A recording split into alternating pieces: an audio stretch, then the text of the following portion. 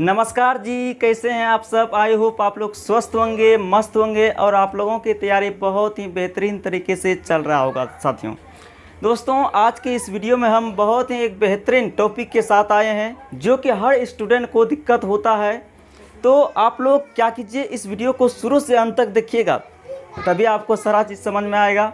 और स्किप करके देखिएगा तो बाद में दिक्कत ही होगा, फिर से आप कमेंट कीजिएगा कि हमें कुछ नहीं समझ में आया। तो आप इस वीडियो को शुरू से अंत तक देखिएगा ज़रूर। शब्द रूप याद करते समय सावधानी, ठीक है। देखिए, शब्द रूप जो होता है किसी संज्ञा या सर्वनाम शब्दों का होता है, जो कि तीनों वचनों में बटा होता है और 7 विभक्तियों में। साथ ही साथ अगर संबोधन को भी शामिल कर लिया जाए तो कुल ये जो संज्ञा का शब्द रूप होता है यह संबोधन तक होता है। सर्वनाम शब्दों का जो होता है कहाँ तक होता है, अधिकरण तक होता है, अर्थात सप्तमी विभक्ति तक ही होता है। किसका? सर्वनाम शब्दों का। साथ ही साथ ये भी ध्यान रखना है, सर्वनाम शब्दों में सप्तमी विभक्ति तक ही होता है और संज्ञा शब्दों में क्या होता है, यह संबोधन का जो रूप होता है प्रथमा के समान ही चलता है। ये आपने नोटिस किया होगा अगर आप शब्द रूप चैप्टर पढ़े होंगे तो। देखिए क्या क्या ध्यान में रखना है। पहला पॉइंट ध्यान में रखना है प्यारे साथियों, पहला पॉइंट याद रखना है आकारांत। आकारांत प्रथमा एक वचन में कभी भी विसर्ग नहीं लगाया जाता है। जो भी आकारांत शब्द रूपावली होगा, ठीक है, उसका जो रूप चलता है, ठीक है, प्रथमा के एक वचन में कभी भी विसर्ग नहीं लगाया जाता है। इस बात को हमेशा ध्यान में रखना है, शब्द रूपावली लिखते समय और याद करते समय भी याद रखना है। आकारांत प्रथमा एक वचन में कभी भी विसर्ग नहीं लगाया जाता है। यहाँ ध्यान दीजिए, आकारांत क्या हुआ, जिन शब्दों के अंत में आकर पाया जाए। क्या पाया जाए? आकर, ठीक है। तो उन शब्दों में, आकारांत शब्दों में प्रथमा एक वचन में कभी भी विसर्ग नहीं लगाया जाता है। इसको नोटिस किया होगा आपने और ध्यान में रखा भी होगा। देखिए यहाँ लता वर्ड है, इसमें देखिए प्रथमा का एक वचन में आकारांत है यह शब्द। लता में देखिए ये कभी भी यहाँ विसर्ग नहीं लगता है। गीता है, राधा है, ठीक है, ऐसा बहुत सारे वर्ड है। हम उदाहरण के तौर पर आपको समझाने के लिए उदाहरण लिए हैं। तो ये हमेशा याद रखना है, आकारांत प्रथमा एक वचन में कभी भी विसर्ग नहीं लगाया जाता है। समझ में आया? देखो दूसरा पॉइंट है, दूसरा पॉइंट ध्यान में रखना है, प्रथमा एवं द्वितीया के द्विवचन में, प्रथमा एवं द्वितीया के द्विवचन में एक ही रूप होता है, ठीक है, और कभी भी विसर्ग नहीं लगाया जाता है, ठीक है। जैसे लते बालकों, लते बालकों, ठीक है, बालकः बालकों बालकाः, लता लते लता, ठीक है। तो याद रखना है, प्रथमा एवं द्वितीया के द्विवचन में एक ही रूप होता है और कभी भी विसर्ग नहीं लगता है, ठीक है। इसको याद रखना है शब्द रूप याद करते समय या लिखते समय। तीसरा पॉइंट याद रखना है, द्वितीया एवं षष्ठी के बहुवचन में दीर्घ स्वर हो जाता है, ठीक है। द्वितीया और षष्ठी विभक्ति के बहुवचन में क्या हो जाता है? दीर्घ स्वर। देखिए मुनीन, यानी कि जब भी पाया जाएगा, अक्सर ध्यान दीजिएगा, द्वितीया विभक्ति या षष्ठी विभक्ति के बहुवचन में दीर्घ स्वर अक्सर पाया जाएगा, ठीक है, ठीक है। देखिए ध्यान से, मुनीन, यहाँ देखिए दीर्घ स्वर है। साधु नाम, यहाँ ध्यान से देखिए दीर्घ स्वर है। तो इसको आपने नोटिस किया होगा अगर आपको याद होगा शब्द रूपावली, तो इसको ध्यान में रखना है, ठीक है। अगला पॉइंट ध्यान में देना है, तृतीया एवं चतुर्थी के एक वचन में कभी भी हलंत या विसर्ग नहीं लगाया जाता है। ये भी नोटिस करना है आपको, ठीक है। तृतीया एवं चतुर्थी के, तृतीया एवं चतुर्थी के एक वचन में कभी भी हलंत या विसर्ग नहीं लगाया जाता है। इसको भी याद रखना है। जैसे बालका है, बालका है, बालकेन है, इस समय देखिए न हलंत लगा है न ही विसर्ग लगाया गया है। आपने ज़रूर इसको ध्यान में रखा होगा, ठीक है। अगला पॉइंट देखते हैं। अगला पॉइंट है तृतीया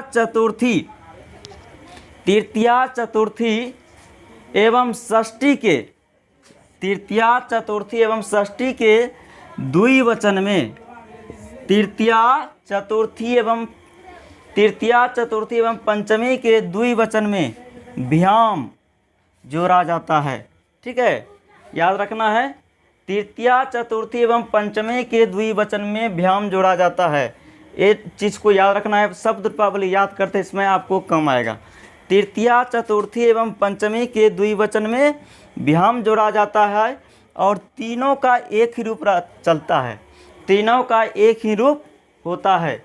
जैसे मुनि भ्याम, बालका भ्याम, बोलो, याद है, याद रखना इसको। अगला पॉइंट देखते हैं। अगला पॉइंट है चतुर्थी एवं पंचमी के बहुवचन में, चतुर्थी एवं पंचमी के बहुवचन में भैया, भैया क्या लिखा गया है, भैया, भैया जोड़ा जाता है और दोनों का एक ही रूप चलता है, दोनों का एक ही रूप चलता है। जैसे बाल के भैया। ठीक है, ध्यान देना है, चतुर्थी एवं पंचमी के बहुवचन में ऐसा होगा। किसमें होगा, चतुर्थी एवं पंचमी के बहुवचन में क्या जोड़ा जाता है, भैया। ठीक है, क्या जोड़ा जाता है, भैया, और दोनों का एक ही रूप चलता है।